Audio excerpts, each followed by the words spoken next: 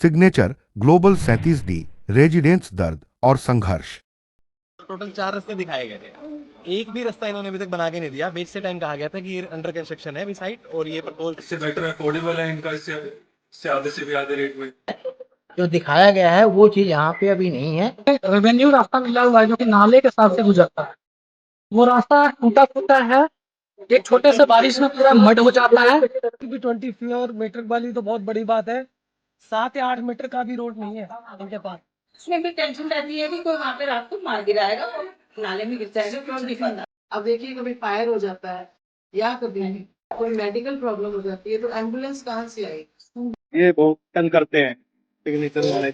Public के सामने लाने की कोशिश कर रहे हैं कैसे हमारे साथ यहाँ पे नाइंसाफी हो रही है, और हमारी कोई भी नहीं सुन रहा। स्कूल रेडी नहीं है क्योंकि रोड ही नहीं है, तो बच्चों को वो बोल रहे कि हम पिक नहीं करेंगे।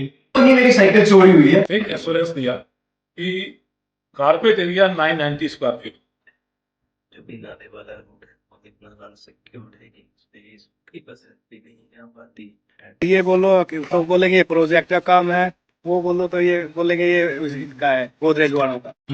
बैंक से एक दिन का डिले हुआ था, the builder charged us interest. On time of delivery, the builder is saying that there is no provision for compensation, and also the delivery is getting delayed and it's not on time. वो सफाई नहीं है बिल्कुल, इतना पूरा करकट वहाँ पर पड़ा हुआ है, किसी को बोलते हैं तो कोई उसमें सुनाई नहीं करता है। मेंटेनेंस एक्चुअल कंडीशन ये है कि यहाँ कोई गुंडा बदमाश बाहर का कोई भी ऐसा आदमी आके किसी को भी मार पिटाई कर जाए ना, कोई किसी की सुन लेने वाला नहीं है। सिर्फ तो ट्रैक्टर वाला मेरे गाड़ी के सामने अपनी गाड़ी खड़ी करके और मुझे रोकने का प्रयास करता है। तो सारा कचरा हमारे घर के पीछे की बालकनी के सामने पड़ा हुआ रहता है। बालकनी का व्यू एक नंबर का मिलता है। और दुकान का तो ये हालत है, वहीं पे सारा पेमेंट ले लिया ओसी दिखा करके, और अभी तक इन्होंने रजिस्ट्री नहीं कराई ना उसको प्रदर्शन किया है। बिकॉज हम काफी टाइम से बिल्डर को अप्रोच कर रहे हैं कि हमारी जो मूलभूत सेवाएं हैं, जो सुविधाएं हैं, उसको लेकर के वो लोग बिल्कुल भी कोई काम नहीं कर रहे हैं। एज अ प्रोजेक्ट ओनर उनको देना चाहिए, जो फैसिलिटी देनी चाहिए वो सारी फैसिलिटी के लिए हम रेजिडेंट शुरू से लड़ते आए हैं। हमारा जो मूल पैसा लगा हुआ है, जो हमारी मेहनत का पैसा लगा हुआ है, उसका हमें अच्छा रिजल्ट दें। ये ना दिखाएं कि सिग्नेचर ग्लोबल में लेने के लिए बंदा सोचे कि लूं या ना।